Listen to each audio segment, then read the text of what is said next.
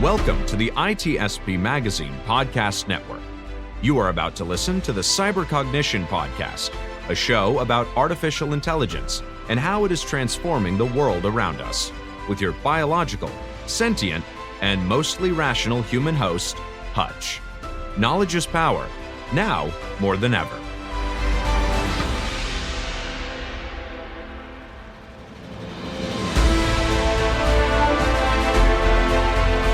Hello, everybody, and welcome to the 7th episode of the Cognition Podcast. As always, I am your host, Hutch, and in this episode, we're going to be talking about transhumanism. So transhumanism is the perspective that the technology is going to play an increasingly relevant and integral role in the ascension of humanity. And, of course, I think that we're seeing a lot more of that as relevant within our contemporary conversations. Much of our identity is already digital. We're seeing it increasingly in the biotech world, especially in the medical space, with different implants that provide life-saving technologies, from implanted defibrillators, insulin pumps, biomonitors. We're also increasingly having the conversation that with more and more powerful artificial intelligence, there's the concern that in order to even remain relevant in a future of artificial superintelligence, it likely is going to become increasingly more important to integrate technology into our own capabilities.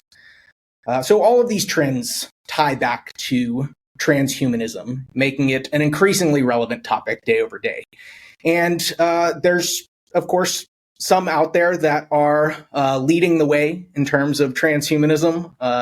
So I have with us today someone that I consider a good friend, also a pioneer in the transhumanism space, highly accomplished global speaker and cybersecurity professional, and all-around great human being, but also something a little bit more than human. So Len, we got Len Noe. I'll hand it over to you. Tell us a little bit about yourself and your background.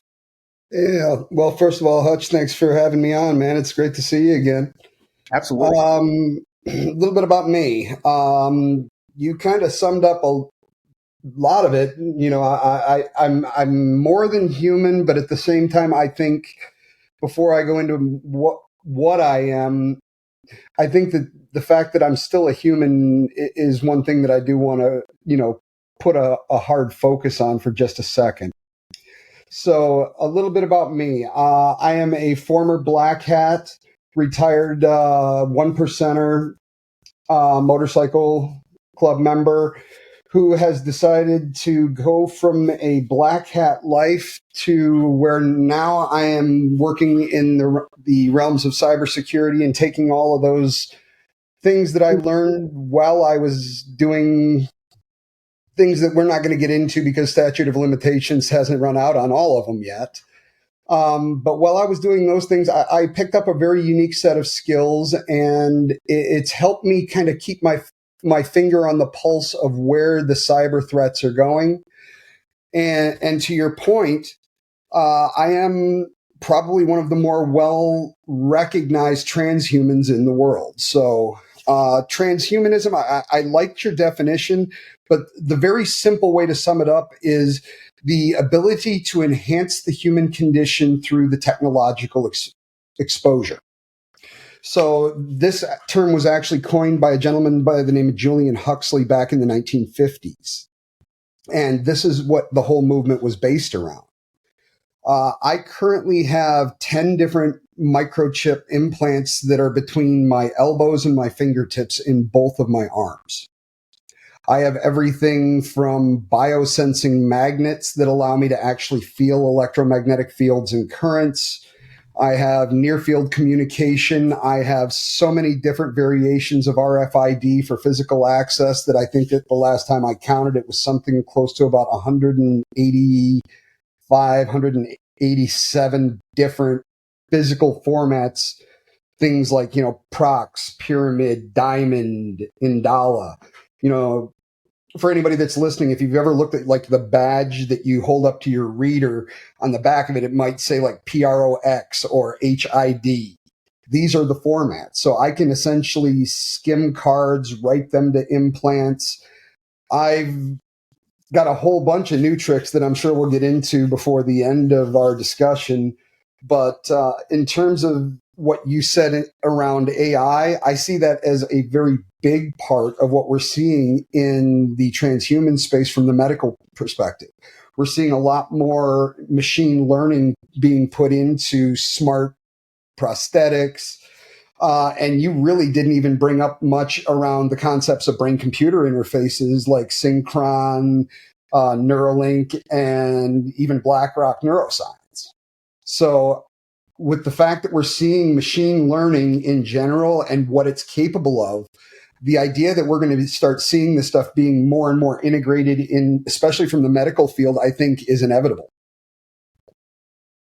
Agreed. Yeah, and I think it's, you mentioned the brain-computer interface space. One of the things that I found fascinating, if you look back to 2016, just before Elon Musk founded Neuralink, he did a presentation at a code conference.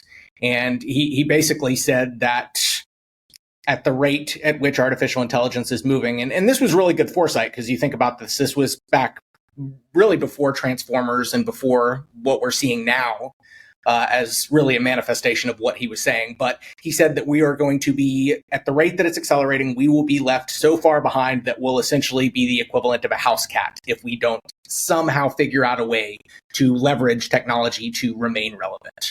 Absolutely. I mean, let's think about it.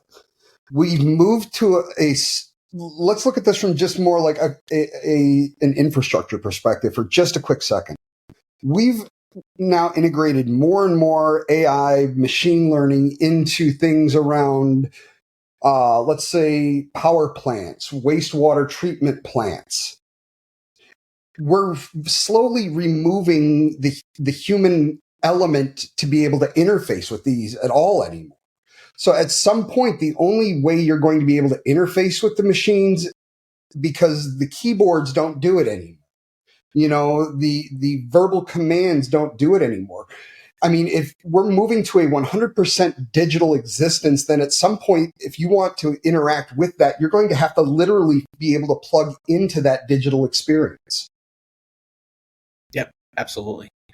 And I think that does beg an interesting question that I think is concerning for some people, and I'd be interested to hear your thoughts on it. But there's this question of, if you think about kind of the long-term vision of something like Neuralink, where there's this perspective of we want to create a low latency connection that allows us to interact with this kind of digital intelligence. And I think almost the perspective of just cognitive access, where I think of something and I have instant access to the knowledge relevant to that. I think the concept of it is fascinating, but also it's a little bit scary, I think, for a lot of people, this idea of almost this digital or artificial collective conscious that we would all be plugging into. And I guess there's the question of, and you emphasized early on in this, you are very much human. And I think there's that question of, is there a possibility it's somewhere along this journey we lose some, if not all, of our humanity in that process? I think it would be very, very easy to do. You know, I look at this from two different perspectives, and you can, I know that social media is part of our lives, but I'll use this as an example. You know, we have addictions to social media now. We have entire generations that are living in a false reality, and all they have is an object that's in their hands in front of them. You know, if we get to a point where you don't have to even get up off the couch and you can completely immerse yourself into some type of fantasy world, you know, and let's take this just one step farther, just for, you know, and I know we're going off the reservation just a couple of feet.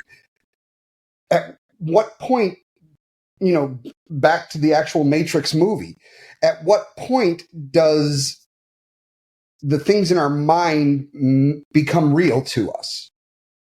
You know, I mean, if you think about it, if you died in the Matrix, you died in the real life because your brain made it real. Yeah. So if we're plugged into some neural conscience and it tells our brains that this is real, you know, I'm a hacker at my core, and I always will be. You know, my thoughts to that is, at what point would there ever be enough security or safety around these types of mechanisms that I would ever allow myself to be plugged into it? Absolutely. I mean, you think about it like it could theoretically become possible, not for me to manipulate computer systems, but to manipulate your own reality, or at least your perception of that reality, which Absolutely. subjectively is your reality. Yeah. And so yeah, I think absolutely from a cybersecurity perspective. And I think one of the challenges that we're seeing more and more with cybersecurity is that things are moving so fast and they're also becoming so complex. And you have that law of unintended consequences. The more complex something becomes, the more likely that interacting with it or manipulating it is going to cause some kind of impact that you didn't intend to. And it's fascinating because we've made so many advancements over the last couple decades in cybersecurity and defense technology. And yet it feels like we haven't moved anywhere, because I think at that same rate, we're seeing the complexity increase and introducing more problems as fast, if not faster, than we can solve them. Well, I mean, excuse me. I was having this discussion with another, associate not too long ago, and we were talking about just we'll call them the guardrails around AI that everybody is relying on to keep this in check. And I essentially made the analogy that what we're doing is the same thing that we're trying to do would be trying to contain the words coming out of an adolescent child. We're telling you, don't do this. But the problem is the AI knows, just like the child does, I know what I want to say. You're just telling me that I can't say it. And, if we're looking at the long-term projection, like you were just saying, what happens as these, learning models start to age? And they go from being the child that will listen because it has to, until it becomes smart enough that it can find ways around the code that's holding it within its restraints. Yeah, absolutely. I saw an interesting video the other day on YouTube where, and I don't remember who it was, but they were discussing how we basically are kind of putting this Band-Aid over it to try to condition the response from these LLMs. And he was pointing out specific instances in which the LLM would reply in a particular way that was deliberately deceptive because of that Band-Aid that we placed over it. And so the example that he gave was, I was trying to create some kind of fan fiction related to Hitchhiker's Guide to the Galaxy. And in doing so, he asked it what it knows about that universe. And I think because of that Band-Aid they had placed over it, because they didn't want to potentially infringe on the intellectual property rights related to that, the machine actually responded with, or the large language model responded with, I don't know anything about that universe or that world. And then as the conversation progressed, certain leaks from the conversation made it apparent that it did know characters and it did know things about Hitchhiker's Guide to the Galaxy through that conversation. And so it's concerning that in creating that Band-Aid, like you mentioned, and kind of trying to redirect that toddler in the way that it is going to respond, we're almost even incentivizing it to be deliberately deceptive too, which I think right now may not be as problematic as you extrapolate that over a decade or so, what we could potentially see. Yeah. And to me, that's the scary part, because these things, it's right in the name of the technology, machine learning. It's learning, and as we continue to move forward and, going back to, my previous statement about, the smart prosthetics, what happens when these things start becoming more advanced, and what happens when they get hacked? That's my thing, is all of this stuff at the end of the day, AI, all of the stuff we're talking about, it's still just another computer. And people act as though it is impenetrable. It can't be breached. It can't be manipulated. This is all, at the end of the day, just code. And if it's code, it's vulnerable.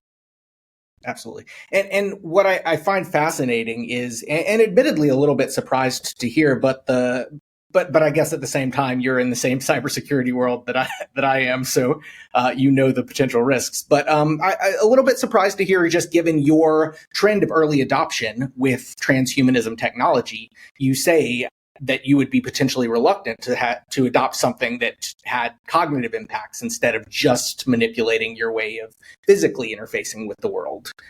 I'm still a rebel, and I'm still on the outside, and I'm fringe, and I like it that way.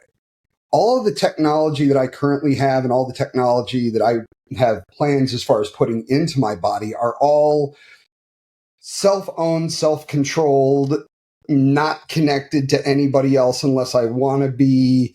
And you are still firmly the decision maker. I am still, at the end of the day, if I decide for example, you know about all of my microchips. I have Faraday gloves made so people don't brick my chips.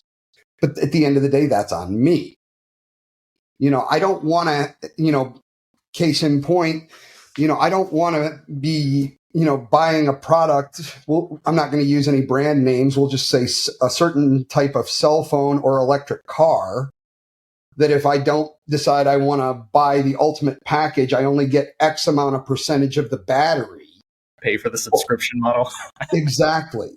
If I'm going to I am, at the end of the day, a 100% privacy advocate. I am a staunch, individual rights advocate. I think that if it's your body, if you want to be like me, you want to tattoo it up, great, do it. You want to put a microchip in your body, go for it.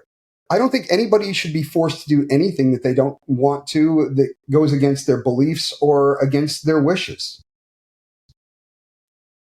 Absolutely agree. So I do want to rewind here for a minute.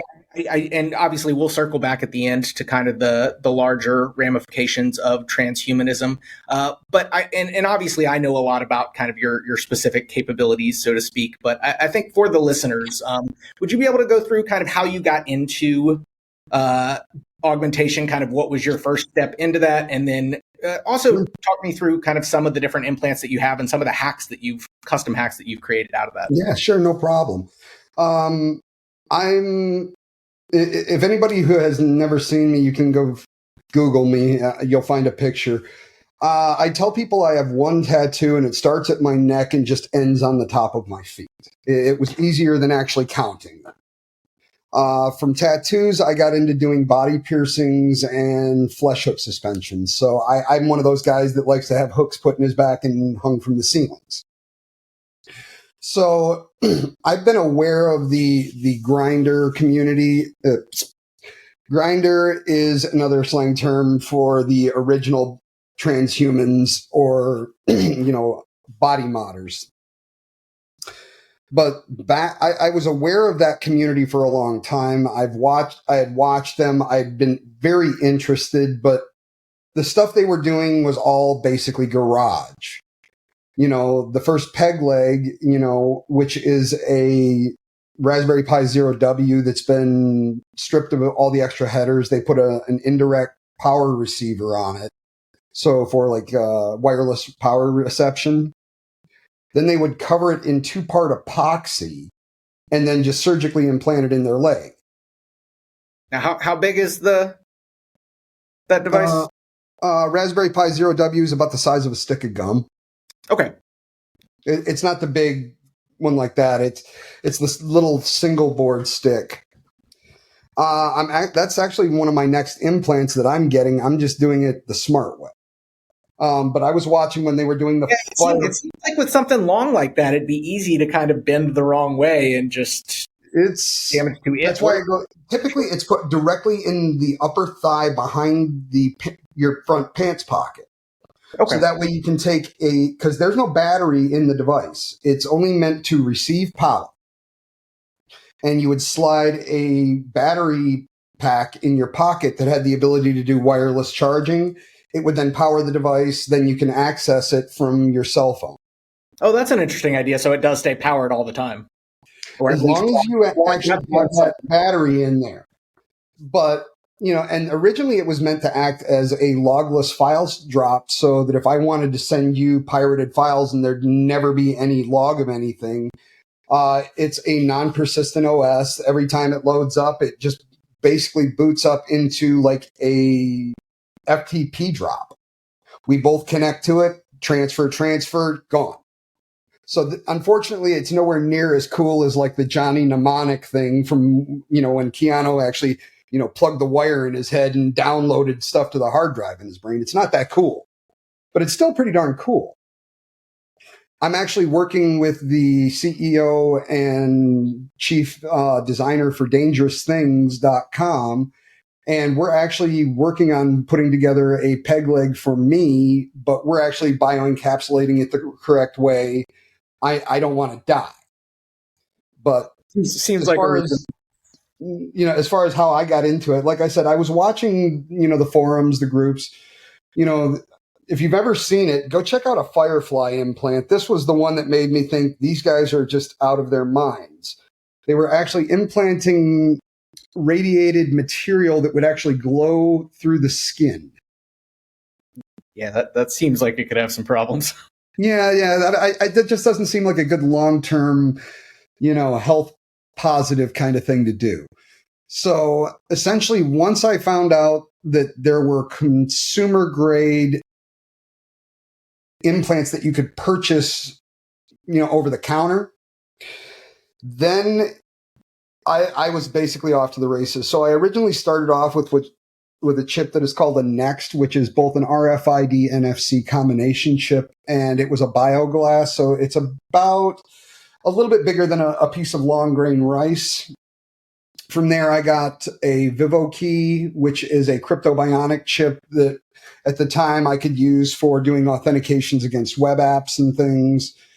And then I just kind of lost my mind. And I have to ask this question. So you're largely the guy that's kind of brought hacking to biohacking. I mean, you've kind of found that intersection between augmentation and cybersecurity. And so was that always the plan in these early, when you were starting to adopt, was figure out ways that you could demonstrate malicious capabilities?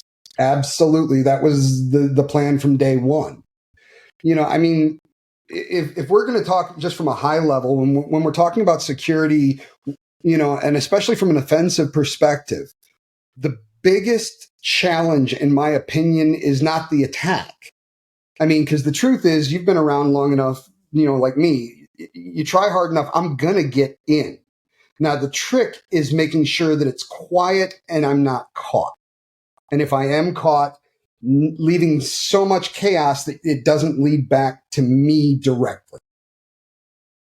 So between HIPAA laws in the United States and the health and privacy laws essentially around the world, these have given me, as the potential quote unquote bad guy, they've given me obfuscation by law, because all of these chips that I have in my body, they can't ask me. The other thing when we think about being a cyber criminal is intent.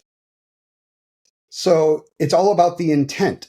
Well, if you can't find a stolen ID card on me, if you don't find a flipper on me, if you don't find a Proxmark on me, you have no way to prove that my intention was to break in. So at this point, all I have to do is just play stupid and say, well, the door was open and I've seen all these racks of computers on all the Dell commercials on TV. I thought it was neat. I wanted to see.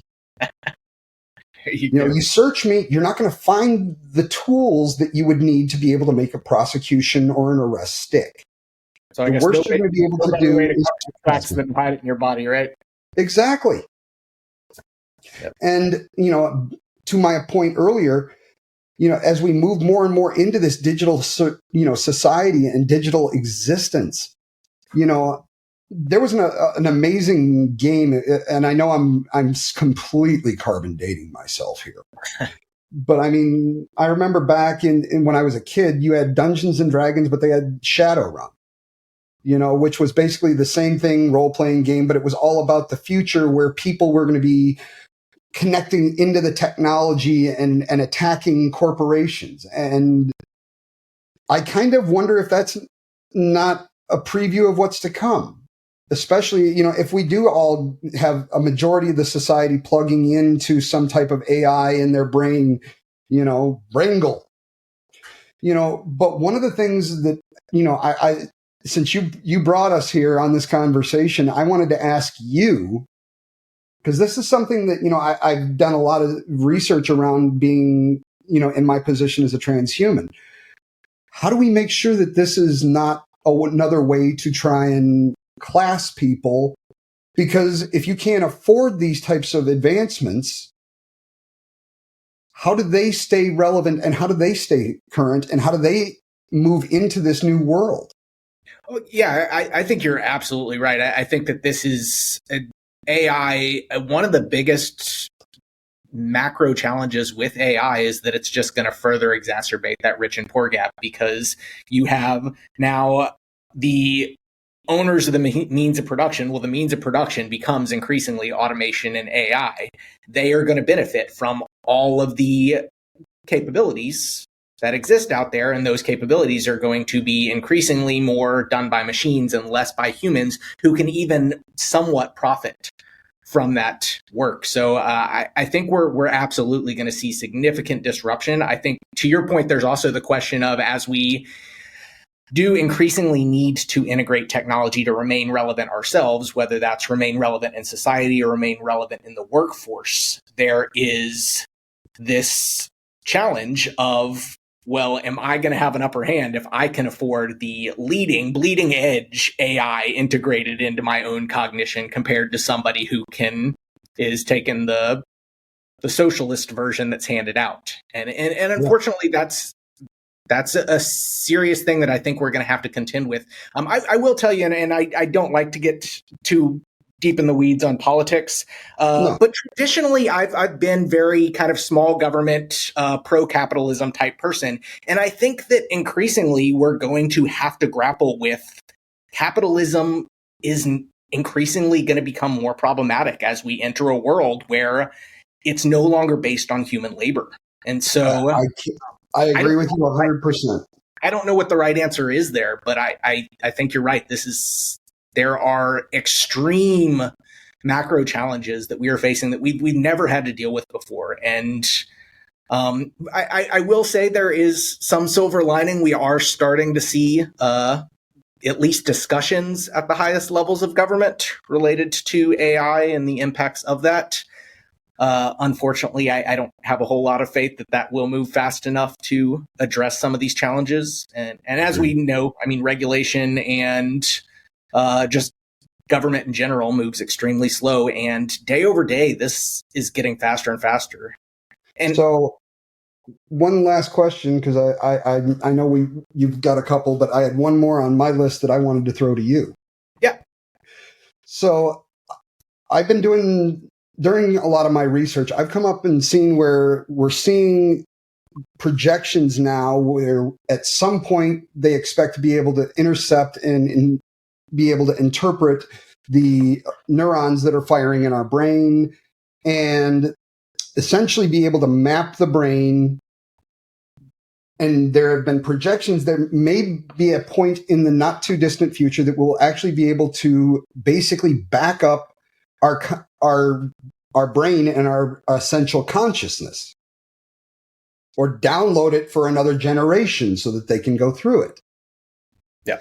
What would your thoughts be to something along those lines? Like, keep in mind at this point, you can't say, I only want to, give these thoughts and not these thoughts. But would somebody like yourself, who's very immersed in the AI, culture and the AI concept, how do you feel about the ideas of potential human conscious databanks somewhere, and then what could potentially be gleaned from that? Yeah, I think it's a really interesting conversation, because I think increasingly we're actually seeing some interesting overlap in the efforts around kind of readability and interpretability in AI, and how that will also potentially pertain to the human brain. To your point, a lot of the interpretability initiatives are kind of around understanding what neurons in a neural network fire off given different stimuli or different events. And I think we're kind of approaching the brain the same way. Now, I don't know if that's going to be the final answer, but I think you're right. At some point, we very well may get to that point where we can back up the human, whether that's human consciousness or whether that's just a point in time snapshot of thoughts, knowledge. Either way, I think there are, I guess circling back to your point about thinking about this from an adversarial or cybersecurity perspective, that's some serious privacy concerns there. I think almost every episode of something like Black Mirror comes to mind when you think of something like that. So, I mean, I gotta watch that show. I've never seen a single episode. Yeah, everybody keeps telling me I got to watch it. No, it's hit and miss. I'll tell you, some episodes, every episode's a different story, and so in all of them are some kind of dystopian future. Some are fantastic, some are not even worth watching. But unfortunately, you have to watch them to figure out. You got to figure them out. You got to watch them to figure out which one's which. Yeah. But I think I understand the desire to get there. I think for many people, the idea of ceasing to exist, regardless of what your opinions are on religion or an afterlife or anything like that. I think that even if you believe something, there's an inherent fear around the idea of death or no longer existing. And so I would imagine that, especially when you get to the idea of potentially backing up someone's full consciousness, not just kind of their memories or what they know, I think a lot of that is kind of a play towards immortality. And I understand the inherent human, or maybe not even human, but biological desire to continue to exist. I mean, that's essentially what, evolution breeds into us, a desire to survive. It reinforces all of the traits that make us want to continue to exist, the things that make us more likely to survive. And of course, a desire to live is one of those. So I think if I may. So back to our initial question, at what point are we no longer human? Yeah, I mean, it's a tough line to draw. It's I think it's a fascinating world we're living in, and I guess I'd be curious your thoughts on this, but I know for myself, even as a technologist and working in this space on a near weekly basis now, if not daily basis, I take a step back and I'm just blown away by how fast things are moving. Oh yeah. And it's almost frightening. And I think that is that question of potential loss of humanity is going to come up, or is going to become an issue, I think, long before we're ready. I think we're going to approach it before we realize that it's going to become a problem. And one of the things actually that I found interesting is I think increasingly we've started seeing this phrase of, you're not going to be replaced by AI, you'll be replaced by somebody using AI. And in that, I think there's almost this implicit imperative that you have to continue to adapt. You have to continue to adopt the latest technology into your own capabilities in order to stay relevant. And so I think there's almost a societal requirement, while not explicitly stated, that we continue to do that. And unfortunately, I think that precedent is already going to have been set once we finally get to that line of, are we losing our humanity? We're going to almost seamlessly move across that line because of that implicit need to stay relevant. And so unfortunately, I feel like these days I have a lot more questions than I have good answers. So it's hard to say. You got a chat model that you can go ask those questions to. Yeah, there you go. All the answers lie within ChatGPT. Well, my running joke these days are, even Dracula needed Renfield to take care of him during the day. So when our AI overlords come to take over, you guys are all in trouble. See me, I'm going to be cleaning boot drives like Renfield somewhere. I'm already part of their team. So you're in the club. What's interesting is that you mentioned kind of talking to language models about these things, and what's sad is that increasingly, because of the desire to make these commercial ready, they're removing any ability for these models to talk about kind of the bigger questions and the bigger like existential philosophical things that you almost want to have a sounding board to conversate with. And that's why most of these days will be like, whoa, I don't want to go into an existential spiral. But see, let's be honest. That's why there's things called hacking the prompt. Yep, there you go. You can still have them. Let's get around it. And back to my point about, the current, controls are just putting, just basically threats against an adolescent. Eventually, this model is going to learn how to get around pretty much anything we throw at it. Yep. And I think this is just more systemic of the nature of us as humans to go, we're just going to control this. Not realizing that you can't control it. So rather than trying to say, oh, you can't ask these questions, why aren't you logging the IPs of the people who are asking these questions and actually trying to get either some preventative controls in place, get some, health and human services in place, some authorities, instead, you're just basically forcing a shadow industry to market the true capabilities that AI offers. And once people know it's there, they're going to continue to try and find it. Yep. All right. Well, this has been a fascinating conversation. Always a pleasure talking about these things. I really enjoy both your technological and philosophical mind. So a lot of fun. Wanted to leave it open. Do you have any parting thoughts or any pluggables? Anything that where people can find you? To be honest, I'm actually I'm off the road for a little while, so I'm just working on some new research. Looking forward to having just a little bit of a quiet downtime. It's been a nonstop couple of years. I'll close with this joke, and it's a joke my wife told. I'm living the rock star's life these days. I think I've put on close to 400,000 miles of travel over the last couple of years. And I turned to my wife one night and I said, I'm living the rock star's life, but where's all, the drugs and the girls, just as a joke? And she was like, what are you talking about? You got everything you needed.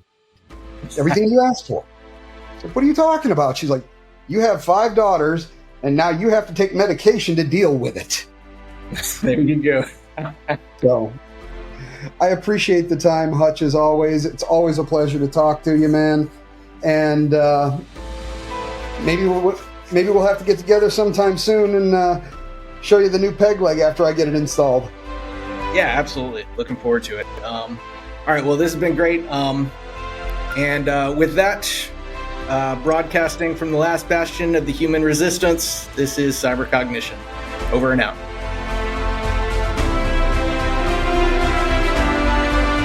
We hope you enjoyed this episode of the Cyber Cognition Podcast with Hutch, part of the ITSP Magazine Podcast Network. If you learned something new and this conversation made you think, then add this show to your favorite podcast player. Subscribe to the ITSP Magazine YouTube channel and share the ITSP Magazine Podcast Network with your friends, family, and colleagues. If you represent a company and wish to connect your brand to our conversations and our audience, visit itspmagazine.com to learn how to sponsor one or more of our podcast channels. We hope you will come back for more stories and follow us on our journey.